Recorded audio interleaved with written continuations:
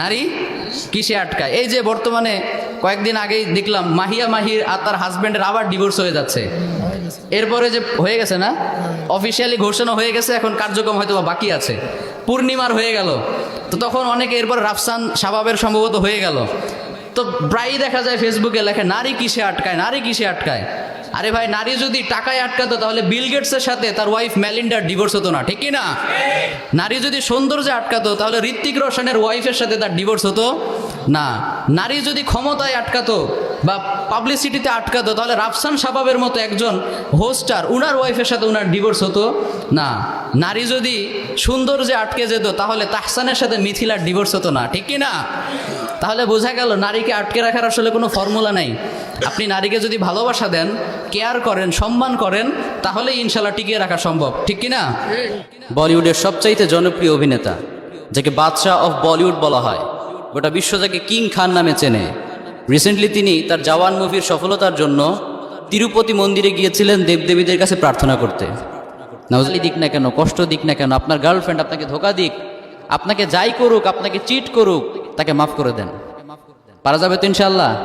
আর Nora Fatehi, যে হচ্ছে একজন কানাডিয়ান ডান্সার, এক কথায় বলিউড আইটেম গার্ল, সেও তার 30-32 বছরের ছোট্ট এই জীবনের এক্সপিরিয়েন্স অনুযায়ী এতটুকু রিয়েলাইজ করতে পেরে। তুফান মুভিতে সাকিব খানকে জিজ্ঞাসা করা হয়েছিল, তুই কি চাস?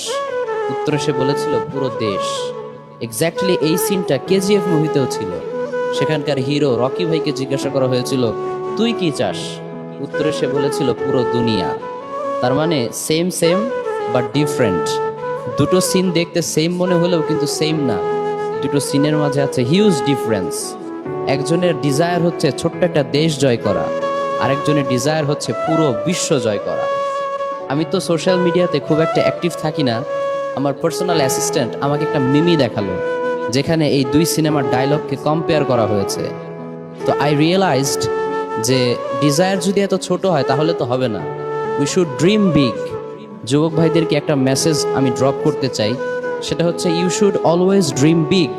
তোমার ডিজায়ার বড় হতে হবে, ড্রিম বড় হতে হবে, বড় স্বপ্ন দেখতে হবে, ব্রড মাইন্ডেড পার্সোনালিটি ডেভেলপ করতে হবে।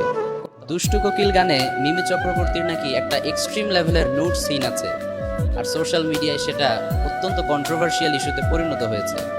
আমার অ্যাসিস্ট্যান্ট আমাকে বলল, হুজুর, এই ইস্যুতে কিছু মেসেজ ড্রপ করার জন্য অনেকে আপনাকে রিকোয়েস্ট করেছে। তো অ্যাকচুয়ালি টু বি অনেস্ট, আমি কিন্তু খুবই ব্যস্ত মানুষ, এজন্য ইচ্ছা থাকা সত্ত্বেও সব ইস্যুতে ইন্টারাপ্ট করার স্কোপ আমার হাতে থাকে না।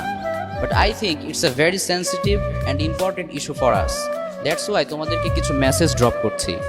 ফার্স্ট অফ অল, আমরা সকলেই জানি যে ইসলাম আমার সিনেমার স্ট্যান্ডার্ড নামতে নামতে এখন এমন পর্যায়ে এসেছে যে পাশে গার্লফ্রেন্ডকে রেখে এ ধরনের সিনেমা দেখতেও লজ্জা লাগবে, ঠিক কিনা বলো যুবক ভাইয়েরা? সেন্সর বোর্ডের মেম্বাররা কি যে করে আমার বুঝে আসে না। How can they be so irresponsible? একটা সিনেমা পাবলিশ করার পূর্বে সেটা ভালো করে মনিটরিং করে অ্যাটলিস্ট এক্সট্রিম লেভেলের নোট সিনগুলো ডিলিট করা তো তাদের রেসপন্সিবিলিটি ছিল। তারা তাদের দায়িত্ব ঠিকঠাক পালন করে নাই। এজন্য আমাদেরকে খুব বেশি সতর্ক থাকতে হবে, অ্যালার্ট থাকতে হবে যুবক ভাইয়েরা।